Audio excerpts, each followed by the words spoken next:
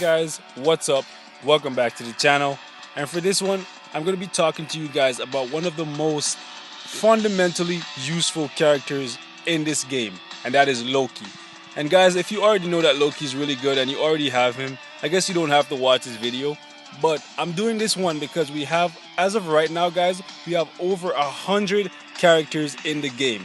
And it's very easy for newer players to get lost in all of that and pick a character that just because they like them and go ahead and start working on them, and then to find out that they're not as useful as they first seemed. And guys, Loki, even though we're always getting new characters and we have so many options at the moment, Loki is still one of the most useful. Because as of right now, guys, Loki can be used to clear almost every single world boss in the game. At tier 1, he can beat every single one of these guys. Infinity Thanos being the only real problem. You can still beat him here, but you're going to need a little bit of help from your strikers and a good bit of skill. So for newer players, that's still going to be a very difficult task, but it can still be done. Not a lot of characters can say that at tier 1. And that's just for a newer player, because Loki is very easy to handle. Another good thing about Loki, guys, Loki can be used for 5 different days in Alliance battle, guys. 5 different days. It can be used right here on round 1. Can be used on round 2 in the extreme mode. He won't be able to get you 100,000 unless you have really good cards. And yeah, even then I don't think he'll break more than like 70,000. But even that is a respectable score if you're really new. Even if you're not really new, a lot of people still struggle. Right here, he can't be used. Right here, he can't be used. But over here, round 5, he can be used again. Round 6, he can either be used for the female or for the extreme. You can't use him for both. So that's 4 times, guys. Plus right here again. So that's 5 times. No other character in this game, as of me making this video, can be used 5 different times for Alliance battle. That is a big win for Loki right there. So like, you're getting so much out of this one character. You can use him for multiple days on world boss mode, regardless of whether they're heavy physical tanks like Black Dwarf. Like a lot of characters, if you build them, when they go up against Black Dwarf, they can't do anything because his physical defense is so high. And then you come here in Alliance battle, which is really good for the little bit of gold and biometrics that you get, even if you can't really clear it.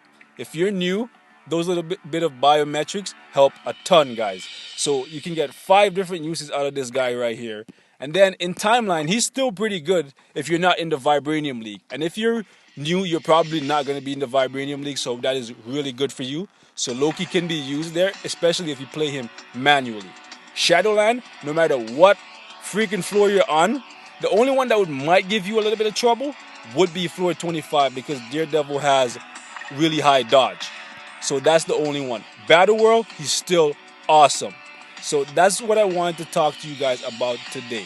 Like, freaking Loki, guys. Loki is amazing. So if you don't have Loki, you should definitely consider working on him. And Loki is a very straightforward character. His main things that you need to level up if you're just making him would be his 3 skill for the guard. Because this one here, like it says, it gives you a guard for 8 seconds or 8 hits, which is really good. And his clones. So pretty much the only things you need to worry about for Loki is having really good skill cooldown. So that's essential, guys. You need 36% minimum if you're not in a friggin' alliance that's level 30. So you might need like 40 or 45% depending on what alliance you're in at the moment. So you want to keep that in mind. But you want your total skill cooldown to be at 50%. Because the main strategy when you're using Loki would be to hit the clones, hit the guard, and then run like hell. That's pretty much all you need to do. Straightforward. Even a baby could do that, guys. And his setup is very straightforward. The 4th gear, you can put the skill cooldown if that's what you're lacking. I'm not lacking it, so that's why I went with crit rate. And for Loki, you want to go with something like I have here. The extra survivability with the cold damage and the defense pen, because as you guys can see right here, his clones, it doesn't say cold right here, but they do deal cold damage because the attack that they use is the Scepter Bolt, which is, as you guys can see here, is cold damage. So you want to keep that in mind. The ISO set right here, it's up to you. Like if you struggle with survivability, which when I made my Loki, I was really new. So that's why I'm doing this, to give back the advice that I received that got me to the point where I am right now to you guys. Because I went with start backing and I would not change the ISO set. I know a lot of people are starting to change theirs over because they've evolved from using their Loki very defensively. But if you're new, I would highly recommend going with this kind of setup. Like I Am Also Groot is better than start backing because it gives you a little bit more offense. But start backing is still pretty good. And I've rambled long enough, guys. So for this one, I'm going to go ahead and take Loki into the Alliance battle. And this is the team that I'm going to use right here. I'm going to be using Ronan for his leadership and Thor because he has a team up with Loki. Now, if you don't have Ronan, you can go ahead and use any leadership that gives energy damage. So you can use Black Bolt right here, or you can go ahead and use Miss Marvel. Any of these will work. And you know what? I might actually just go ahead and use one of these just because Ronan is a dimensional character. Actually, she's pretty hard to farm too. So all of these are pretty, I guess, no, Ronan is more attainable than any of these guys. So we'll go ahead and use Ronan. And this is going to be your team, guys. And if you don't have Ronan, you definitely should because his leadership is really good. And overall, he's a sound character. So with that said, guys, let me head in here and I'll show you.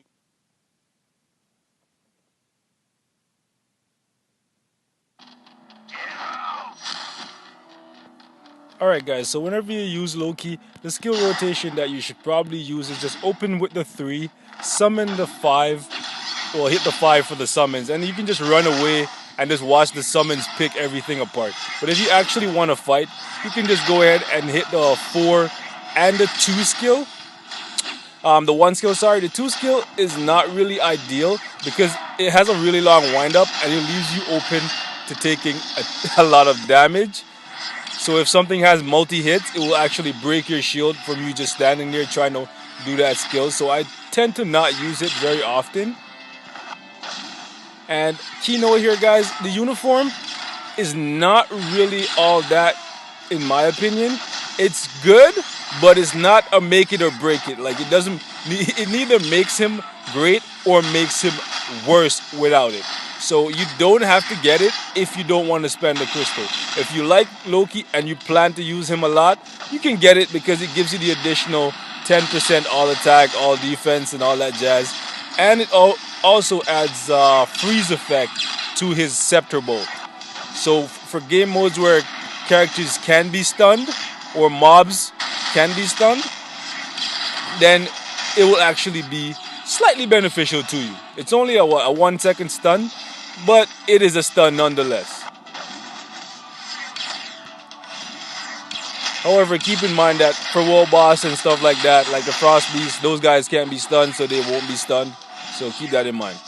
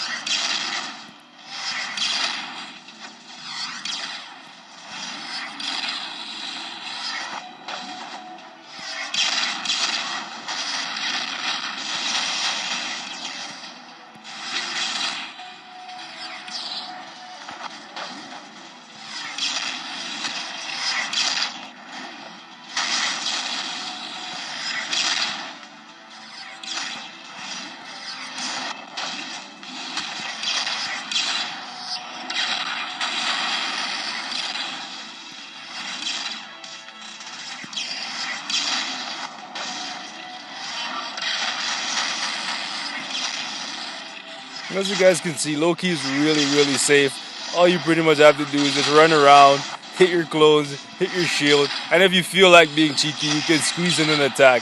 But for the most part, the clones will just slowly and surely pick everything apart.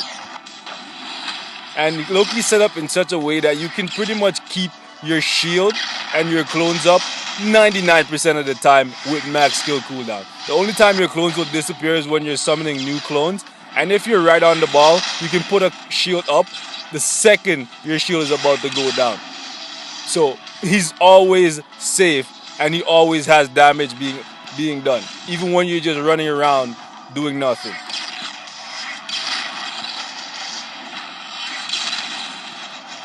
The only thing that Loki lacks at the moment is burst DPS. He has a constant supply of damage, but it's not to the point where someone like where he can stand up against someone like Proxima.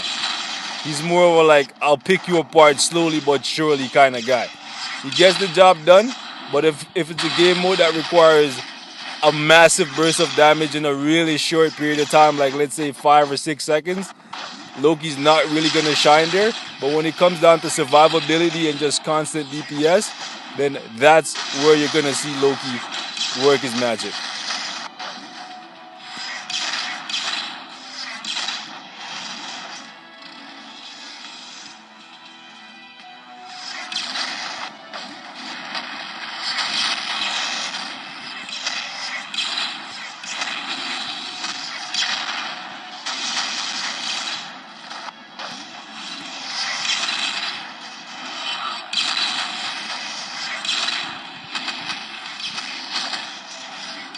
And as you guys can see right there, my ISO set activated even when I still have not lost any HP, and it just activated for no reason, which is one of the drawbacks of having a healing ISO set. It will just activate for no reason when you don't need it, and when you actually need it, it won't be there waiting for you.